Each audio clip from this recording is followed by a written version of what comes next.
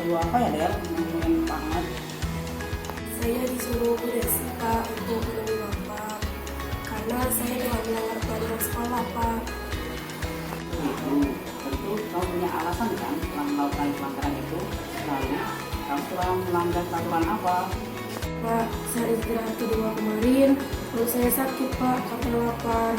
Waktu itu di kantin hanya ada makanan ringan saja. Terus saya lupa bawa bekal Pak. Terus apa yang kamu lakukan? Pak, saya keluar pagar sekolah. Terus mencari warung di seberang jalan yang ada jualan nasinya. Kalau saya nggak makan, saya bisa pusing. Belajar pun nggak akan konsentrasi Pak. Nah, saat saya ke warung, Bu Desi selaku guru piket melihat saya Pak. Saya kaget dan langsung minta maaf kepada Bu Desi atas kerancangan saya Pak. Itu. Apa yang Ade lakukan itu karena sebuah keadaan. Bapak juga kalau seandainya kelaparan pasti akan berusaha untuk mencari makanan. Karena kalau seandainya kita tidak makan, kita tidak akan mendapatkan asupan energi. Apalagi energi tersebut digunakan untuk belajar. Tentunya saat Ade keluar dari ruang sekolah tidak terjadi apa-apa. Iya Pak, syukurlah saat itu lalu lintas kendaraan sangat ramai. Jadi saya tergesa-gesa ke warung itu karena kelaparan. Baiklah, bagus kamu masih bisa berhati-hati serta waspada pada saat itu dan punya inisiatif untuk menghilangkan rasa laparmu itu.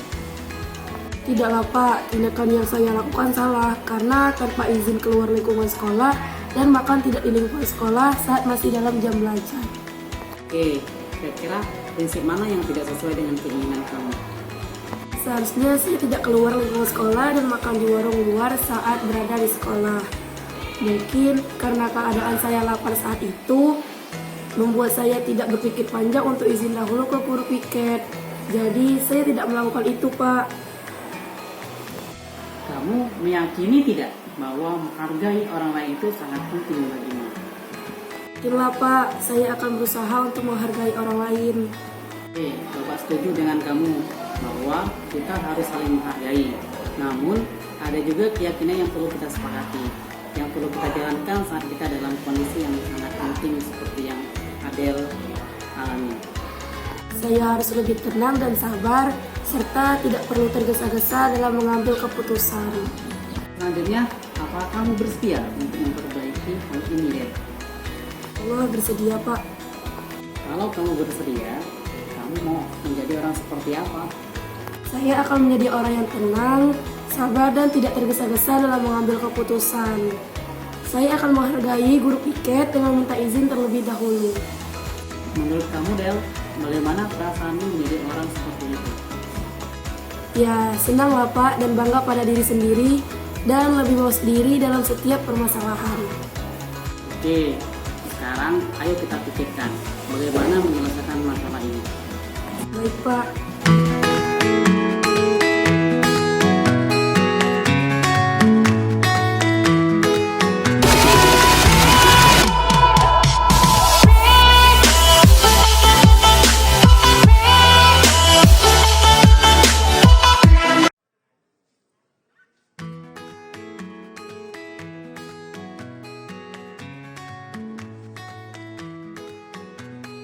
Assalamualaikum. Silakan masuk, Bapak. Ada yang bisa Bapak bantu, Rizka? Iya Pak, saya telah melakukan sebuah kelalaian Pak, sehingga tidak melaksanakan peraturan yang ada di sekolah. Oh iya, kelalaian apa yang telah Rizka lakukan? Tadi, sewaktu sholat zuhur berjamaah, saya nggak ikut sholat di musola Pak. Oh gitu, boleh Bapak bertanya, apa alasan Rizka tidak sholat zuhur berjamaah? Semalam, saya lupa menyiapkan mukena dari rumah. Mukena di sekolah kan terbatas Pak, memakainya harus bergantian dan saya tidak mau rebut-rebutan dengan teman yang lainnya. Jadi, saya berdiam diri di kelas dan mengurungkan sholat zuhur berjamaah di musola sampai waktu belajar kembali. Ketua kelas melaporkan saya kepada Bapak dan saya menghadap Bapak. Ya, terkadang kita dihadapkan sebuah pilihan, Rizka. Dalam sebuah permasalahan, kita harus berpikir cepat. Bukan Rizka untuk tidak rebut-rebutan kena Bapak hargai. karena hal tersebut akan berdampak kericuhan saat sholat di musola. Bapak juga jika menghadapi hal yang belum tentu bisa menahan diri untuk tidak rebut-rebutan, bagusnya jika tidak melakukan itu. Iya Pak, tapi mohon maaf atas kelalaian saya. Nah, sekarang kita lihat kelalaian yang telah kamu lakukan. Apa yang Rizka lakukan sesuai tidak dengan keyakinan atau prinsip-prinsip Rizka? Tidak Pak, apa yang saya lakukan adalah sebuah kesengajaan. Hanya saja tidak mau rebut-rebutan mukena di sekolah, dan saya lalai menyiapkan mukena dari rumah. Kamu meyakini tidak bahwa sholat dalam ajaran agama Islam merupakan sebuah kewajiban? Iya, saya meyakininya Pak. Baiklah, sebagai umat beragama, tentunya kita harus menjalankan perintah agama. Salah satunya adalah dengan sholat. Dan di sekolah saat waktu zuhur kita laksanakan secara berjamaah. Dan kamu harus disiplin dalam mempersiapkan segala sesuatunya, termasuk mukena yang akan kamu gunakan. Iya Pak, untuk selanjutnya saya akan mempersiapkannya di malam hari sebelum sekolah. Oke, apa kamu bersedia memperbaiki permasalahan ini? Bersedia Pak, saya akan berusaha. Jika bersedia, kira-kira Rizka ingin menjadi orang yang seperti apa? Saya ingin menjadi orang yang tertib dalam beribadah, lebih sabar dalam sebuah keadaan, dan selalu menjalankan perintah agama Pak. Menurut kamu, apa yang kamu rasakan jika kamu menjadi orang seperti itu?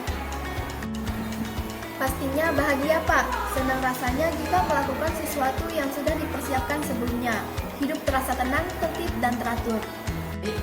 Mari kita diskusikan lebih dalam untuk mencari solusi terbaik atas permasalahan yang Rizka hadapi. Baik Pak, mohon solusinya.